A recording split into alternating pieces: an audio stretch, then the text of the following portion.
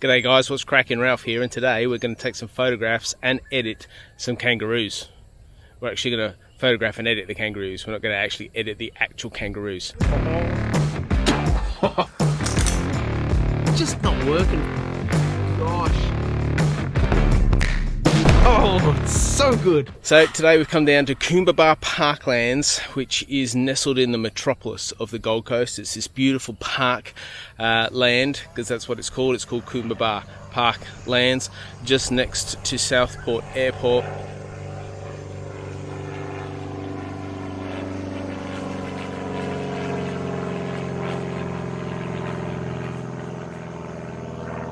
Which is a raging airport.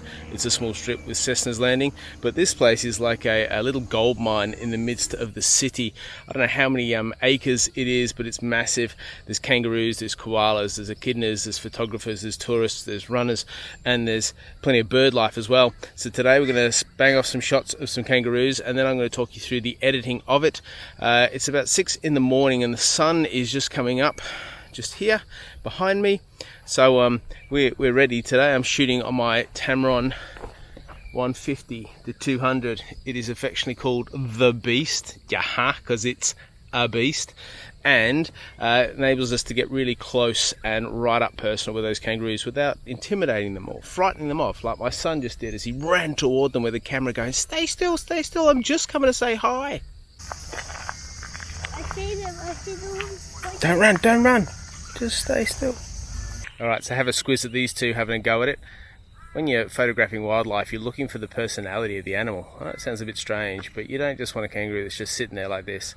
You actually want one that's engaged in some sort of action and some sort of motion. And then you want a high shutter speed, so I'm shooting about 320. You want your lowest aperture to create some nice bokeh or bokeh or bokeh. Someone called it bokeh the other day. What's going on? And then you want some nice light on them, which you can see from these two now.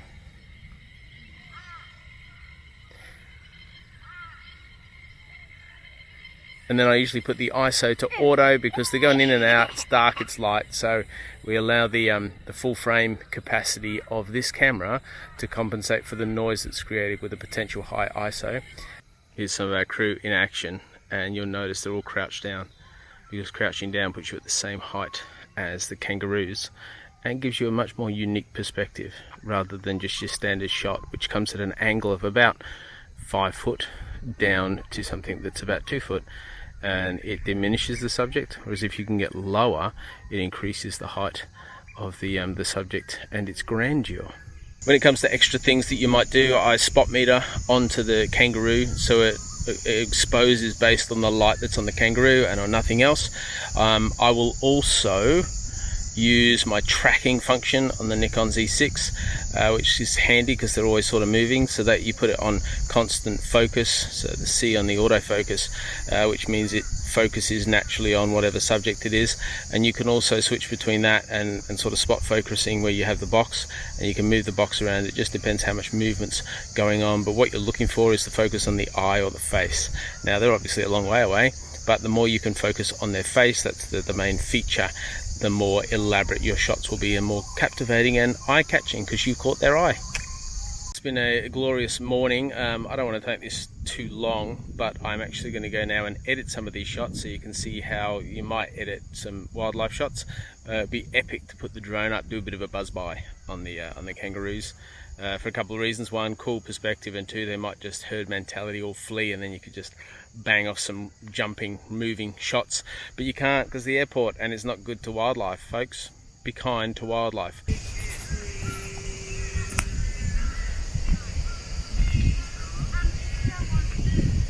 Alright, let's go to the studio. Editing videos can potentially be very boring and lifeless, and people just go, oh, what's going on? So we're going to spice this up a little bit, I hope. I took 169 images before 3 things happened. One, I ran out of battery, and simultaneously I ran out of card space. Naughty, naughty. And simultaneously my kids who were with me completely lost it and said, nah, no more. So it was kind of a good end to a good day. And I wanted to talk a little bit more about composition, about how you compose your shots. But the trick is with kangaroos to be interesting. So we talked about getting down low, but then you can use some of the foliage between you and the kangaroo. You can perhaps use trees or step back and have more of a panorama, that sort of thing. So be creative about it. Don't just see a kangaroo and just nail it straight on. And also, if you're in a wildlife park, get up really close. Get up as close as you can and sort of frame the face. A bit of Vogue action would be really cool. And they're different features. So it's funny, if you look at a kangaroo with just its head, it looks like a massive rabbit rather than actually a kangaroo. Anyway, I digress. So 169 images, and then what I do is I go through, I select which ones I think are worthwhile, and I mark them with a 6 in Lightroom, which puts them as a red. This is my final selection, as you can see down the bottom. If I go to library, you can see all those shots, the ones I thought were worthwhile and with a bit of attention.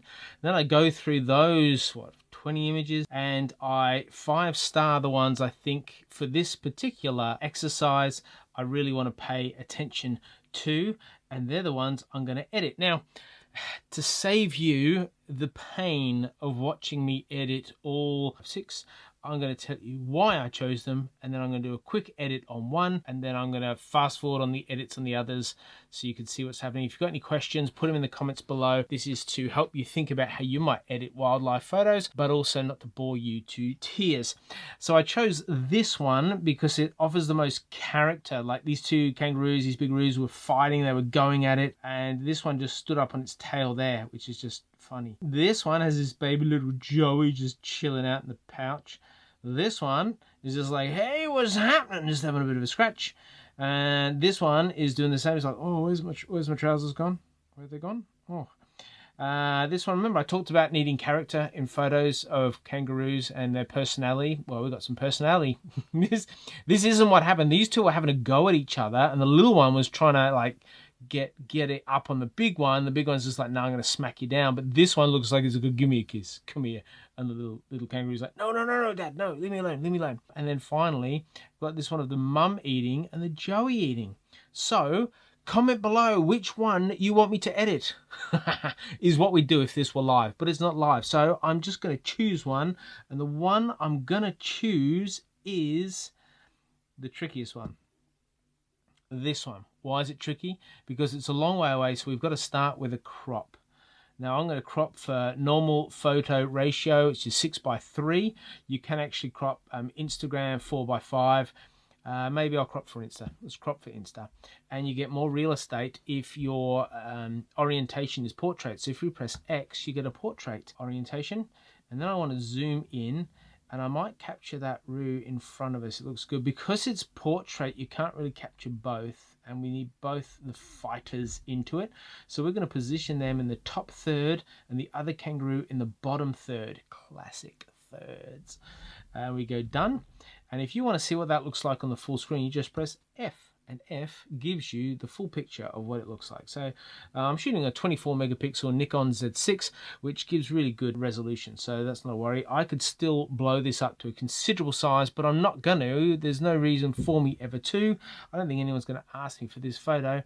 This is simply so that I can edit for Insta. So we've got our crop happening.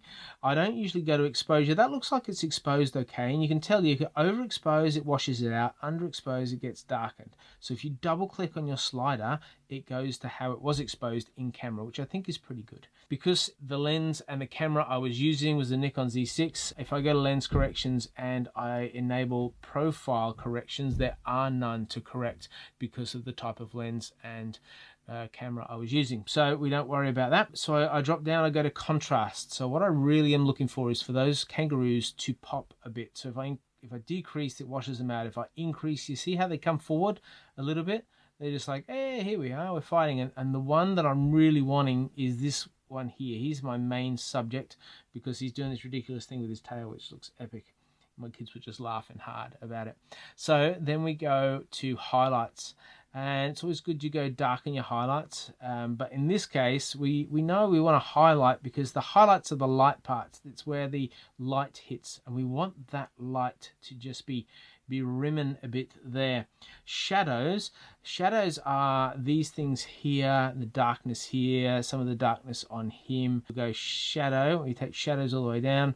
So it doesn't affect it a lot, but it does bring that kangaroo really popping out of the background. So we're going to do that. Whites and blacks, I don't usually fiddle around with them a lot. It just enhances the whites in the image, and this enhances the blacks in the image. And if you press J at this stage, you will see, watch this, if I go full black, you will see what's completely black, and that means you lose all the detail in it. So you want to reduce this until all the blue goes. If I go whites all the way up, pinks is red. So you don't want any red or blue in that shot where it was. And if you ever think, oh, what did I have it on? If you go Command Z, it undoes that last move and the move before. It's just the undo function. So we have blacks that are just, it's called clipping your blacks and clipping your whites. We don't want to clip them, so we're going to pull back until that blue is gone in the top right hand corner. All right, rocking on. Now the magic button. Oh, the magic button. If you have not played with Lightroom, and this button is incredible. Probably not safe for this shot, but for landscapes, it's a banger. Okay, here it is. It's called D-Haze, and watch what it does. Ooh. It just dehazes it. It just makes it clear and crisp and punchy. With kangaroos, that's too punchy. Look at that. We've lost all the character in its face. So I'm going to go back. Actually, I'm not sure I need any of that. Maybe +1. Then I always go dehaze, and then I go clarity. Unless, of course, I'm shooting Astro. And Astro, I don't touch dehaze. I just go clarity. And then texture is really nice, because texture just increases the fluffiness and the furriness of the kangaroo. So we've then got this looking like that. So basically, I've edited the image to enhance the parts of the image I really want to enhance, but I'm not happy with the color. Others will tell you to go to your white balance function, which is just up here, and click through. It was daylight when I shot it, so if we go daylight, it adjusts the white balance, and the white balance is the balance between your temperature and your tint. So if you affect both of them, you change the white balance. So that's daylight, which it was pretty cloudy. So if we go cloudy, but I don't like the greens in that. Well, you can just go on and on, but I'm going to go as shot, and I'm just going to do it all manually because I like a bit of manual control. So I need this to be warmed up a bit. It looks a bit cold. So as you see, I'm just gently warming that up. Warm. And then let's go to pink, because we want to keep the pinks up. So I'm going to go more pink. Let's go a bit more pink, because the pink emphasizes the warmth. So obviously pink and warm go together, but then if you go too far up, your kangaroo ends up looking pink, and nobody wants a pink kangaroo except for my daughter. Often white balance is the reason a photo looks amazing or not. So you look at a waterfall or a rainforest shot, and if it's really like real banger, it's often the white balance has just been nailed. And the ones that look a bit off are actually, the white balance isn't quite right. All right, I'm happy with that. This blue up here is the clipping. It means there's too much black, so I'll pull back the blacks a little bit. So that's gone. Then I go back to here and I just alter these things if they need altering. Just feel like a couple of them do. And then I usually go to HSL, which is hue, saturation, and luminance. Hue is the type of color, saturation is the strength of color, and luminance is the brightness of color. I'm going to go luminance, and then I'm going to use this selector tool, and I'm going to go over my kangaroo right on its fur, and I'm going to bring that fur up a bit, which I haven't really played with before. As you can see, it's a version of orange and red working together. Also need to have a look at this green. I'm just wondering if the green needs to go up. Oh no, that's not good, is it? That's a bit better. That's a bit better. And now let's go to saturation in the green. And you've got to realize that if say this kangaroo is wearing a green jumper and I muck about with the green grass, it's going to change the green jumper too. And if there's blues in this picture and I'm mucking about with the yellow, the blues are going to be affected if I'm mucking about with the yellow everywhere. So you've just got to be aware of that when you're doing this. Just want to go back to this for a sec. Just wondering if a different crop would work a little bit better. Sometimes after you edit, a different crop makes such a difference. And I just wonder if that's a better shot. I don't know. What do you think? Tell me before. Do you think the portrait crop was best or the landscape crop was best. It's always a bit tricky. All right, so let me just pump through the rest of these, and you can just see quickly how they transform as I do it.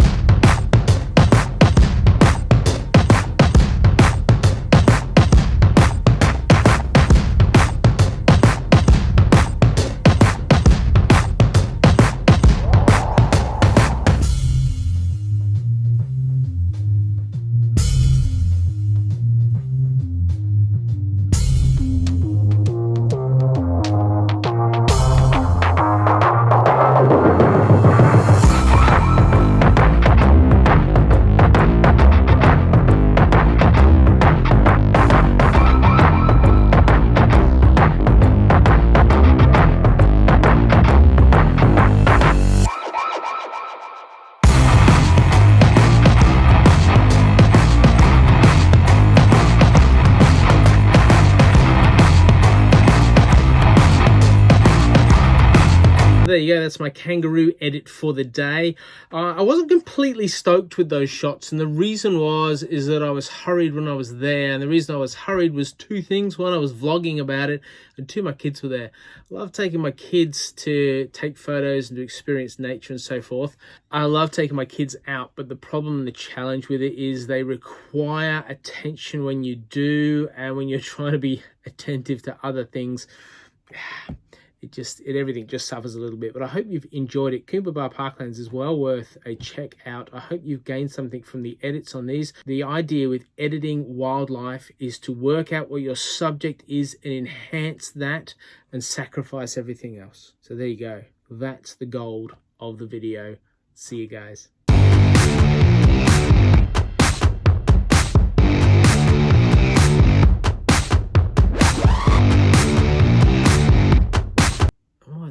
My glasses are wonky. Is my head wonky or my glasses wonky? I know my mouth's wonky. Goodness gracious me.